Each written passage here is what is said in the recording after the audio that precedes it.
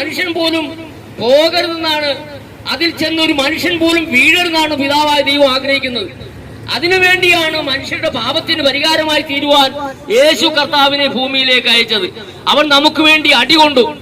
നമ്മൾ ചെയ്ത പാപത്തിനും നമ്മൾ ചെയ്ത അകൃത്യത്തിനുമൊക്കെ അവന്റെ ശരീരത്തിലാണ് വഹിച്ചത്. അവൻ അടികൊണ്ടു, അവൻ തുപ്പുകൊണ്ടു, കർണത്തടിച്ചു, അവന്റെ തലയിൽ മുൾക്കിരീടം മെടഞ്ഞ് അടിച്ചു. ശരീരം മുഴുവനും ഉഴവ് ചാല് പോലെയായി ചാട്ടവാറിന്റെ അടികൊണ്ട്. അവന്റെ കൈയും കാലും വെച്ച് മരത്തോട് വെച്ച് ആണിവെച്ച് അടിക്കുകയാണ് ചെയ്തത്. അങ്ങനെ ക്രൂശിൽ തറച്ചു. ആ യേശു കർത്താവ് ക്രൂശിൽ കിടന്നു മരിച്ചു. അവിടെ പറയുന്നൊരു കാര്യമുണ്ട്.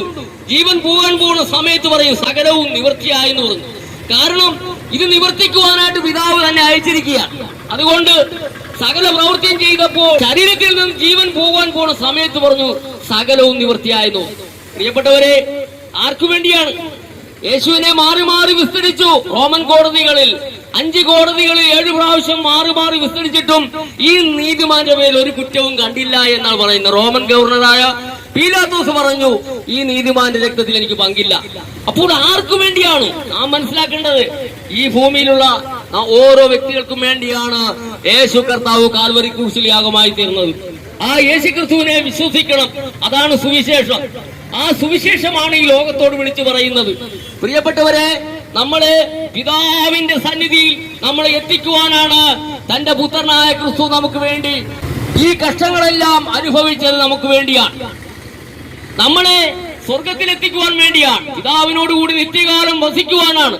യുഗായുഗങ്ങൾ പിതാവായ ദൈവത്തോടുകൂടി വസിക്കുവാനാണ്. അവിടെ വെയിലില്ല, അവിടെ മഴയില്ല, അവിടെ തണുപ്പില്ല, അവിടെ ചൂടില്ല, അവിടെ ആർക്കും വിശപ്പില്ല. എല്ലാവർക്കും സമർത്ഥമായി ജീവിക്കാനുള്ള ഒരു സൗധം അവിടെ നമുക്ക് സൃഷ്ടിച്ചു വെച്ചിരിക്കുകയാണ്. അവിടെ പിതാവിനോടുകൂടി വസിക്കുവാണ്.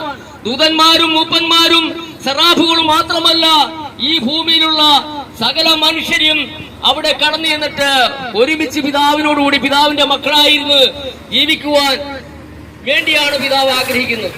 ആ പിതാവിന്റെ മഹാസ്നേഹം നാം ആരും മറന്നു പോകരുത്. അതുകൊണ്ട് കാലം തികഞ്ഞു, ദൈവരാജ്യം സമീപിച്ചിരിക്കുന്നു. മാനസാന്തരപ്പെട്ട് സുവിശേഷത്തിൽ വിശ്വസിപ്പിൻ. സുവിശേഷത്തിൽ വിശ്വസിക്കുന്നവർക്ക് മാത്രമേ ആ രക്ഷ പ്രാപിക്കുവാൻ സാധിക്കത്തുള്ളൂ. കാരണം ഇവിടെ ലോകത്തിൽ അനേക മതങ്ങളുണ്ട്.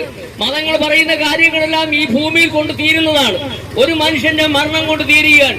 ഒരു മനുഷ്യനെ മരണത്തിൽ നിന്ന് രക്ഷിക്കുവാൻ ഒരു മതങ്ങൾക്കും സാധിക്കില്ല. ഒരു മനുഷ്യന്റെ ആത്മാവിനെ സ്വർഗത്തിലെത്തിക്കുവാൻ ഒരു മതങ്ങൾക്കും സാധിക്കില്ല.